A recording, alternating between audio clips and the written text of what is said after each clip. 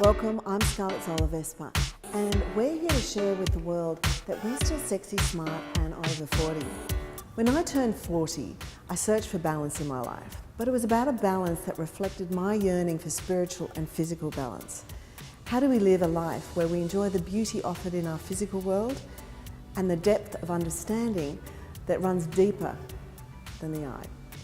I chatted with Nancy Pelcher, ex-editorial director of Condé Nast Asia Pacific, Tim Olsen, art expert and co-owner of the Olsen Irwin Gallery, and Nikki Robertson, 30 years as an interior designer, now running Glenmore House, a destination that is about a passion for home.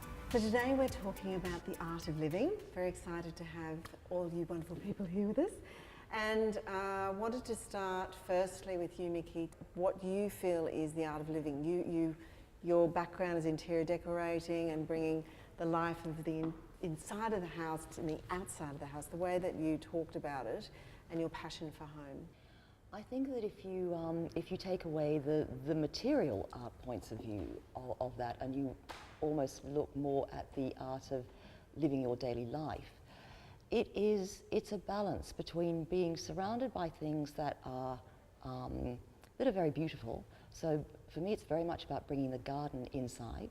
It's being surrounded by things that pretty much all have a story attached to them. It's very much about memory, about family, and it's about those it's about the really important things of life that then spill out into the, perhaps the more materialistic.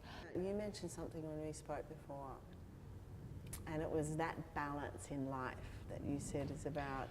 I think what I said was that, I think it's really important that we all have a really fulfilled life, and most of us have got a very busy working life, but I think that it's really important that you balance that with something that is more calm. For me, it's gardening, and there is nothing like having your hands literally in the soil to have that time for reflection. And I think that we all need that in our lives, because we are just all so busy. But when you've got time to put your hands in the earth, it earths you. But I love that, and so your artistry really is the garden and is the soil, and that grounds you and gives you that balance. It gives you balance, because I think it also gives you the opportunity to nurture. And for me, nurture is a really important part of life. Yeah, beautiful. So Tim, you are in the world of art. What is your outlook on how you balance the art of living? Yeah, well, to me, I think art is a way by which one adds substance to their environment, but also we learn through the collection of art the humility of being interested in how other people think, but also we understand and we learn about what the Quran is, or which means what's happening in regard to how artists are interpreting the world. And whether artists are painting portraits, whether they're painting landscapes, or they're producing conceptual objects, whatever. I think a lot of people think of art as being a luxury good or something that's superficial. That's someone once described. There was a wealthy businessman once that described art as being like wallpaper, except for it sticks out a bit. That was more of a reflection of him than it was of art, obviously. But to me, art is really engaging with another level of thought, which does have an element of truth to it. And I think the art that we identify with often teaches us more about ourselves than the artist, in how we learn in regard to how we interact with things. And it's incredible to see how taste can change. What I was collecting 5 years ago is completely different to what I want to collect now, and also can be said, for many of my clients.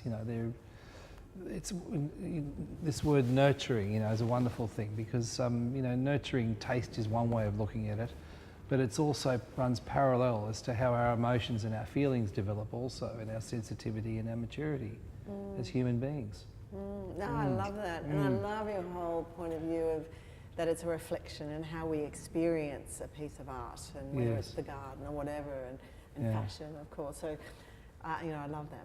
And with you, Nancy, you've had a lifetime in fashion and experiencing amazing designers. How has that influenced your understanding of balancing life? I suppose my whole thing in life is to be inspired, and I think all the people that I've met and have had relationships with, as far as designers and creators, I take their inspiration, and I then in turn like to inspire people. As part of part of me is to try and inspire people to do things that are interesting. I suppose now, to reflect on the past for me, most of the people that I gravitated to were very passionate about what they did. And I think that whether it was good or bad, they were still passionate about it. And it's that passion that I think drives everyone, that you try to either make it better. I mean, mediocrity isn't really in my world. I don't like it to be in my world. I like to be able to know that I'm striving, or people that I know are striving to be better than what they are. It's interesting because from the fashion world, I mean, energetically for me, it has a different feel. And so when you see or meet a designer, there's an edginess to it, where I can see that you like where someone pushes the boundaries in a way that's interesting.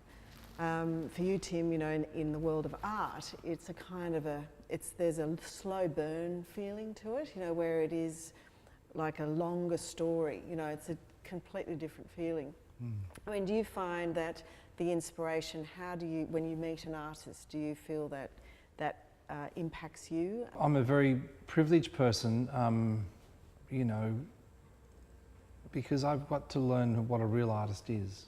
And it's not necessarily about what you see on the canvas or what you see on the paper. I mean, as people, they are very different.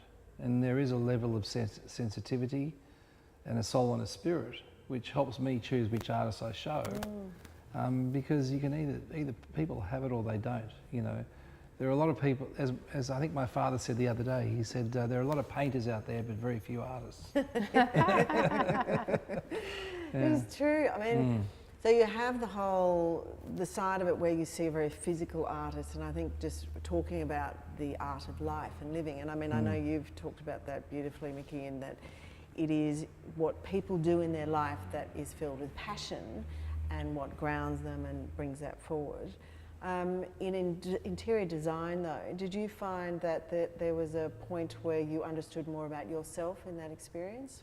I think the interesting thing with interior design is that you tend not to think about yourself at all, in that you are there to interpret your client, to interpret their way of life, to really understand them.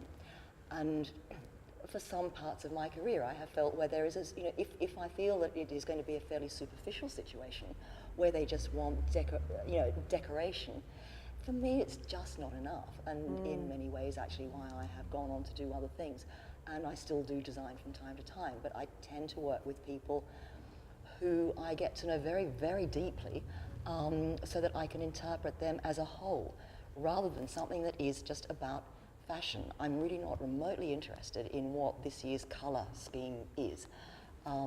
It is very much about what drives them.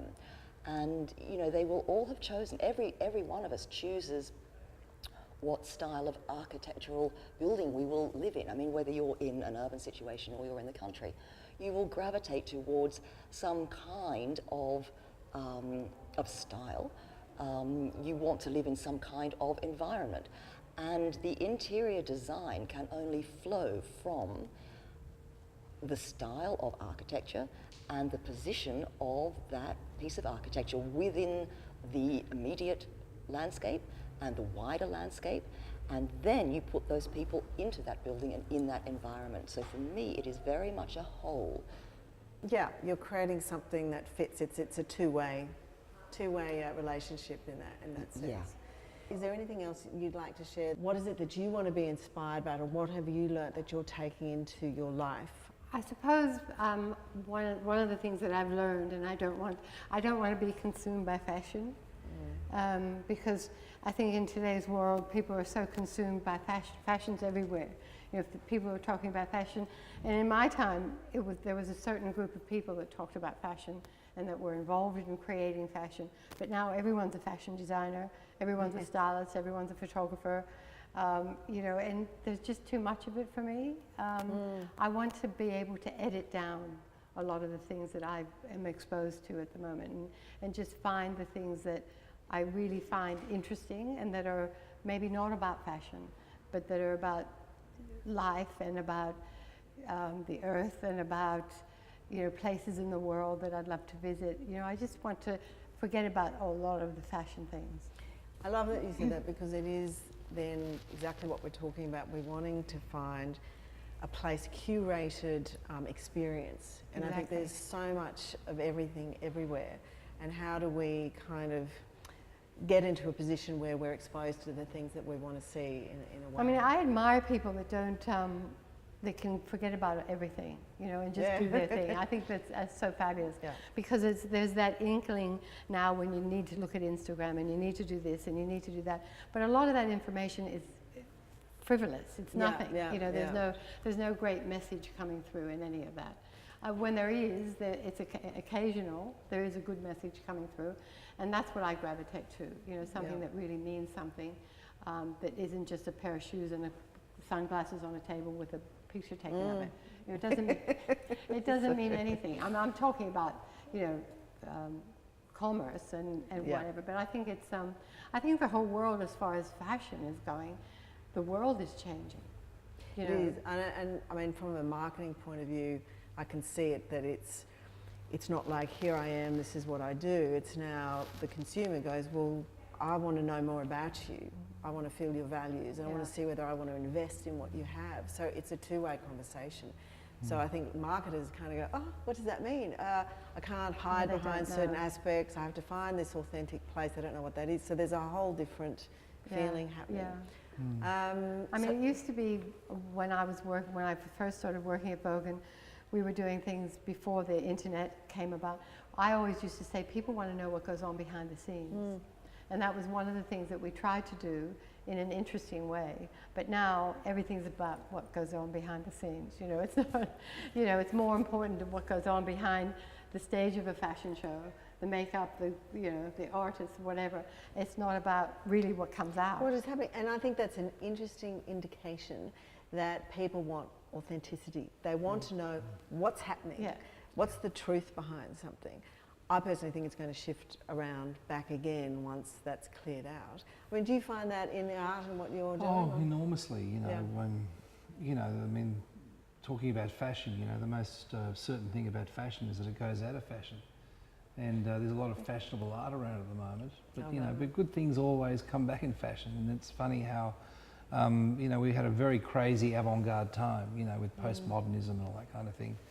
And now collectors are going back to seeing, you know, wanting to see paintings and see actually people capable of drawing, you know, people who can actually display some kind of skill, you know. We went through a period where, you know, anyone could call anything art and people were impressed by it, you know. But, you know, getting back to this authenticity and what goes behind the scene, as Nancy was talking about, you know, I love doing lunches with, you know, basically mixing my clients with my artists. And the clients love it, you know, because they realise that artists aren't such a freak show, and they're intelligent people, you know, who live very real lives. And the other thing is, you know, I might have an interesting exhibition on in the gallery. That's someone that people often say, yeah, but what have you got out the back? You know, what do you like to look at? Tim, would that ever diminish the mystique about an artist, putting them all together? That you know, people put artists up on a pedestal and think, oh, you know, I can't talk to him, or he's something really special. Yeah, but now I know him, and I know that he, you know, he's not so reverent, perhaps. Exactly. Yeah, and he uses, he blows his nose and picks his nose. and his language is a bit questionable. You know, to me, I think the most important thing about being good at my job is to take away the intellectual kind of snobbery, you know, where a lot of people are frightened to go into art galleries because they think it's too intellectual, you know, or it's like a sacred club. And I think why I think my gallery has gone very well over the years is that, you know, we have tried to make it user-friendly, and that it's not a scary place, and you're not going to be judged, you know, and that really, in most cases, artists are just very normal people who... And it's funny yeah. because, you know, after the interview I did with James McGrath, the Yeah. podcast, and when we showed it to a few people, one person came back with, oh, now I want to go and see the show.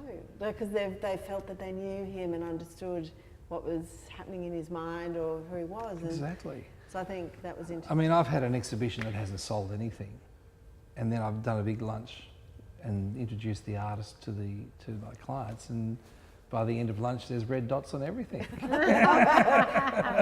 I guess they want to say, I met him. Yeah, I met him, yeah. That's it. And Yeah. it's a conversation at dinner. You Yeah. know, I had Yeah. lunch at then and there's a Yeah. whole story to be told. Yeah. Mickey, you do wonderful events and lunches and at your place in Glenmore. Well, we do, but I mean, this is intriguing. I mean, it's all about substance, and I think that, you know, it's not enough for me to just go out to lunch, for instance. You know, if you have a day out, I want to learn something, and I want to also to meet interesting people. So we do run events and workshops where I have people who maybe artists from a different background, you know, and many of them really quite well known. So whether they're dyeing with leaves and twigs, which is an extraordinary skill with one of our leading dyers in India Flint, who creates an extraordinary experience for the people, for the participants who come to join in the days, to people who weave, to people who cook. It's about creating, and many of them well known, but it is lovely when you see people meet somebody who they have watched from afar for a long time, and then they can actually sit down and spend several hours with them in a really lovely atmosphere, and find they're delightful, they're normal, but they've usually got so much more to contribute than their topic, and that we all just have a really lovely conversation together. I love facilitating that. And breaking down pretentious notions, you know, a lot of this is real. It isn't, you know, it might appear to be pretentious, but in a lot of cases, you know, there are a lot of deeper feelings involved in the art of living with beauty as such, you know. Beautiful words. Beautiful to discuss such an important subject, which is the art of living. So thank you very much, and I look forward to speaking with you all again. So it looks like art is a way of life, and we can all bring some into our world in our own way, through our own experiences. Love the life you're in because you're sexy, smart, and over 40. That's the style of Mrs. B.